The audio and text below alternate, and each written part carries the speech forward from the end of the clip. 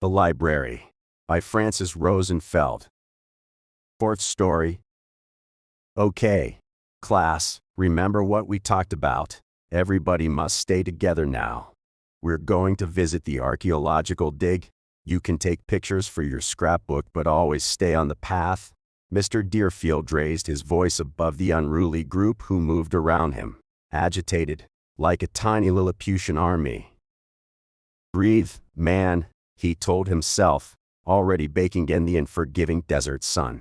Just breathe. We're all going to be fine. All you need to do today is bring all the kiddos back home in one piece. She's crazy, and she's going to end us all one day. He directed a sharp arrow of bitterness in the school principal's direction, the daring spirit who saw fit, in her infinite wisdom, to send him to this devil's armpit with 18 9-year-olds in tow to gawk at rocks. Jack, are you listening? He raised his voice a bit more to impress on the habitually hyperactive youngster the importance of paying attention to his words. The latter looked at him, distracted, making perfectly clear to the teacher his words were wasted on the wind. The kid had this nonchalant attitude, which, mixed with a natural, casual elegance and a penchant for trouble, always made Mr. Deerfield think of James Bond. Mr. 007 was a handful, that's for sure. Oh, God, the latter sighed. If there ever was a time to seek providential help, breathe, just breathe. We're going to be fine. I'm fine. They're fine. We're all fine. As if prompted, the little crowd dispersed in all directions, in ways which made it impossible for him to control, and the teacher's anxiety turned to despair. They crawled and jumped around the old rocks, ignoring any calls for caution or cohesiveness, alone or in groups of 2 or 3, according to their friendships and interests. Gwen, Jack whispered from behind a large boulder. His voice sounded eerie, carried by the wind away from his presence, in almost ventriloquist fashion. Gwen, come over here. You wouldn't believe what I found. The girl went after him eagerly, since he was the ringleader in all the fun games, and whatever he had found there was definitely worth seeing. Past the boulder she was met by the most incredible sight. People in funny-looking clothes were chatting and digging and carrying wheelbarrows full of dirt, which they carefully sifted through large flat sieves, excited to find bits and pieces of broken treasure. Told you, Jack whispered, excited, and they said this dig had been abandoned 10 years ago. You can never believe the grown-ups. We have to tell Mr. Deerfield. Gwen turned around, despite Jack's protests, and was stopped in her tracks when he went suddenly quiet. When she turned around, he wasn't there. She moved a little closer to the dig, sure he went there without permission, wondering if she should tell on him and deciding against it, when a bearded man, covered in sweat and dirt from head to toe in the middle of a trench, looked at her as if he'd seen a ghost. Gwen, is that you? He rushed up the hill towards her, and Gwen got scared. How many times had she been warned about strangers approaching her when she was alone? And this desert encounter checked all the boxes on her danger sheet. So she ran back to her class, to get help from the teacher. Mr. Deerfield, Jack and I found a team of people working on the dig. They are right behind that boulder and Jack must be with them. Can you please come with me so we can find him? Gwen, come here. But Mr. Deerfield, sit down, please. She reluctantly obeyed and sat on a flat rock that was right next to her. How many times did we talk about the fact it's not okay to make up and talk about things that aren't real? Mr. Deerfield, don't you understand? Jack is with them. We need to find him. She jumped to her feet and dragged him by the hand all the way to the boulder, only to see, in her dismay, that there was nobody there. The dig had obviously been abandoned for many years. Jack, she yelled over the landscape. Jack, where are you? Mr. Deerfield started to get irritated by this childish fancy and decided to nip this nonsense in the bud and with as little commentary as possible.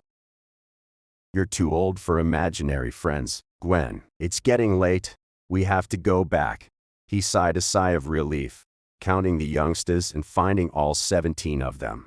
Thank God nothing bad happened. I'm so mad about the mere idea of this trip. I can't even see straight. Oh, she'll get a piece of my mind when we get back.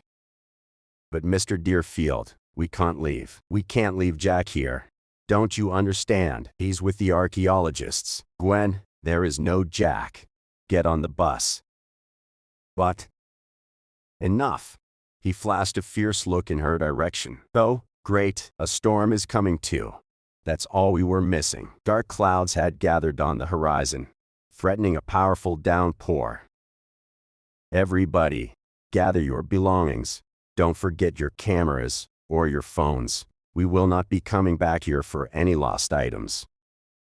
And she sent them here on a Tuesday, no less. Had it been over the weekend, at least, maybe there would have been more people, so this place wouldn't look like a ghost world. Gwen's parents took her to a child psychologist who specialized in children with imaginary friends, and the latter convinced her, over many years, that her best childhood friend had been nothing but a fantasy.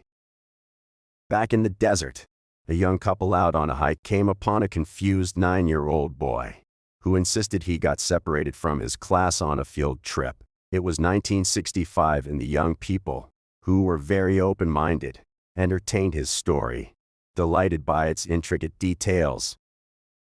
After countless unsuccessful attempts to find any record of a Jack Mattingly anywhere in the vital statistics and a tolerant Tyrol at the boy's preposterous assertion he was coming from 2005, they filed a petition for adoption and raised him as their own. Jack realized early on that stating he's from the future would make his life, already upturned as it was, a lot more uncomfortable than it needed to be, so he decided it would be more to his advantage to pretend he had a passion for archaeology, which would provide him with an opportunity to visit the dig again, and possibly go back to his life. Being stranded in the past was a lot more pedestrian than the romanticized version in sci-fi novels. Between the prevailing standards of dentistry and the absence of computers, life felt so raw it could make one scream. No wonder they all did drugs. What the heck else was one to do under the circumstances? The silver lining was that, compared to his peers, he was so advanced. He got his pick of the most prestigious institutions of learning, all of whom treated him like a genius. He really didn't like archaeology, which meant nothing to him but dust and flint arrowheads, all the same, but he pursued it with extraordinary focus, all for a chance to one day find his way back home. One can imagine his shock at seeing Gwen standing there, next to that boulder, not 20 feet from him, after all these years, looking exactly like he remembered her moments before his life was fundamentally altered. He'd thought about her this entire time and, despite his rational approach to this problem, emotionally he couldn't help blame her for his predicament, if only as a jinx, if nothing else. However, this was his chance, the chance he'd been waiting for, to discover what had happened to his old life, even though he had pored over birth records and school records and any records he could think of without once coming upon his own name. Emotion overcame all reason, and he ran all the way back to the boulder, chasing after his fateful ghost, only to find himself surrounded by a thick cloud of pot smoke. That brings back memories of my childhood. What kind of irresponsible idiot smokes spot on a children's school trip? Someone should know about this. He could see the contours of a rudimentary house through the clouds of smoke, and a shadowy figure which emerged from behind the beaded curtain in the doorway, a little wobbly but in a glorious mood. Who are you? The man's mood soured at the sight of a stranger. No, wait, don't tell me. We don't like to be defined by names. It's reductive. Lay off the weed, Jack thought, and then curiosity won. So, if I needed to draw your attention, how should I address you? You can call me number 7, the stranger indulged him. Well, then, you can call me number 5, if it's not taken, of course. Are you sure you don't want number 1? It's available. No, I'm good. So, listen, how do I get back to town? I need to check on something. If you figure it out, please let us know. Smoke? No, thank you. Just a phone, please. A Homeric bout of laughter emerged from the house in response to his request. Phone. He wants a phone. Exactly how high are these people? He didn't judge. He had been known to indulge a joint himself now and then, but he would have found them a lot more helpful sober right now. He could bet they weren't even aware of what year they were in. Funny you should pick that one. Another shadowy figure emerged from behind the curtain. Do you know what year you're in? 2005, he responded, unconvinced, instantly drenched in cold sweat. Another bout of laughter ensued. I hate to break it to you, friend, but I got stranded here in 2016. That was a while ago, and I lost track of time since. I really couldn't tell you what year we're in right now. I was the latest acquisition before you showed up. I really thought time was still linear, but you're a living proof I was wrong. How many of you are there? 5, including you. You can pick your spot on the floor. There isn't much in terms of creature comforts, but that's all we have. That was twice now. Twice that bane of his existence, which had disguised herself as an innocent 9-year-old girl, had gotten him stranded in nowhere land, and the second time was much worse than the first. He simply couldn't contain his ire towards that useless airhead who clashed with his life and bounced it off course, not once, but twice. He swore to himself if she ever crossed his path again she'd hear from him, and oh, the things he had to say to her. She must be what now, 23, 24, living a normal life, oblivious to his predicament, probably unable to remember he even existed, spared a childhood stripped of gaming consoles and internet searches.